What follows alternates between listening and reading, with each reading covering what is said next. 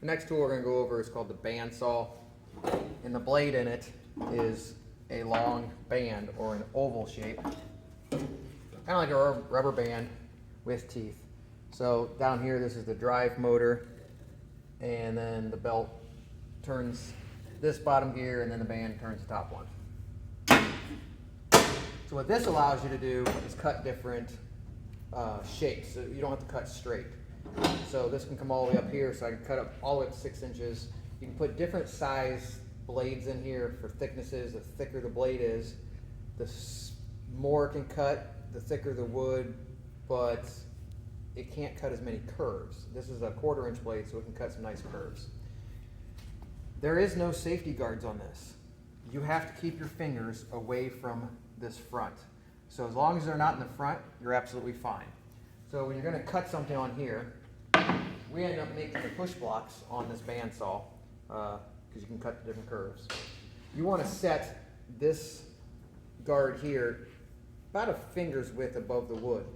That keeps the blade from moving. If you set this real high and you're trying to go through, this blade can wiggle and move. It can pull it off the track. If it pulls off the track, it eats the teeth off in one shot, and then the blade's no good.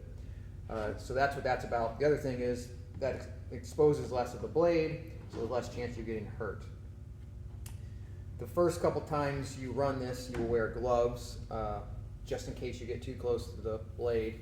However, in machines that have long blades like this, or something spinning like a router or a drill press, you don't ever wear gloves, because the benefit of gloves isn't outweighed by the risk of getting the glove caught and twisting and breaking fingers or pulling parts in. So you have to weigh the cost benefit, and in all those machines you do not wear gloves. So I'll have you wear gloves the first few times until we just know you're not going to run your finger into the blade, and after that you don't wear gloves anymore. So on this one, you can stand in the front as you push through, you can stand on the side, you can even be back here. The key is, I've already said it once, I'm going to keep saying it, your fingers never go in front. Most of the time you're pushing your thumbs. Your thumbs or fingers should never be in front of that blade. It's always on the side. So in order to turn this one on, power button's right here.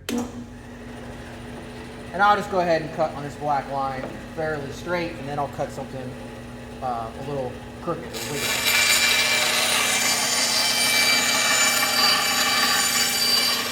As I get to the end, as it comes out, I'm pushing it. It'll always jerk. So notice my fingers are far away. So you can see how it kind of pushes right there. And that's when the biggest danger is when you're coming to the edge of the wood. So I can cut a curve. So now I'll just cut a nice curve on this, and I'm just going to rotate the wood as I push it. You cannot rotate the wood if it's not moving, because that'll just twist the blade. But if it's moving forward, you can.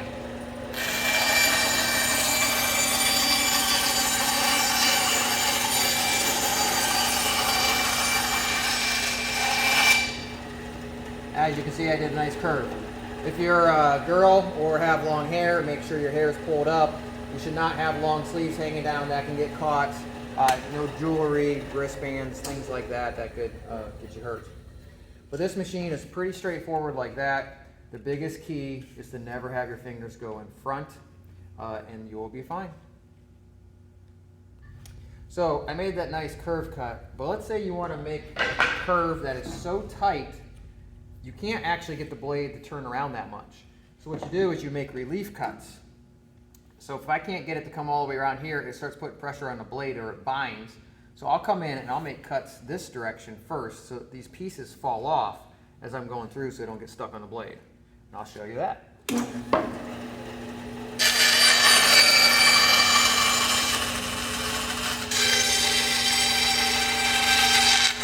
As you back out, I kind of went a little faster. I've done this before. If you want to go slower, this next one I'll go at the speed I want you guys to go at.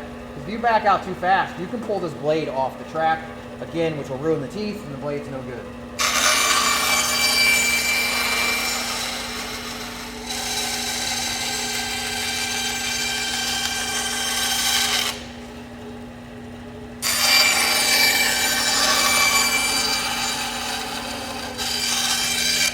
So there I made 3 relief cuts.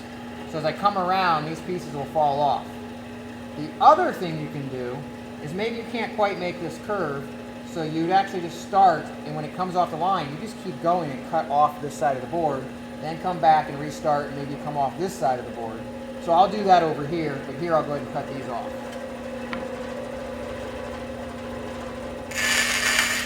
I will also cut on the outside of my line, because if I cut on the line or in it, if I make any mistakes, the piece is no good.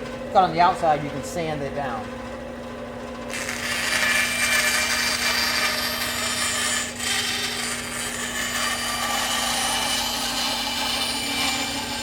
If you ever make a mistake, come off your line, you can back up a little bit and then just adjust and come back in.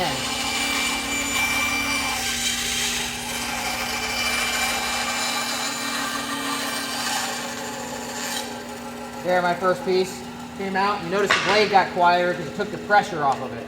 And I don't want to hold this spot. I want to hold here now so that this piece can fall off.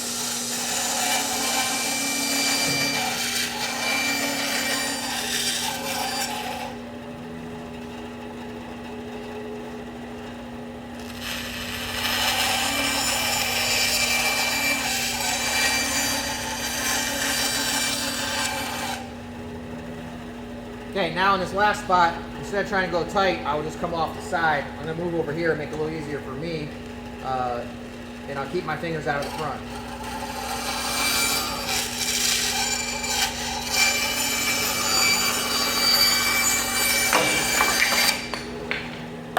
And then since I didn't follow my line, now I can come back in.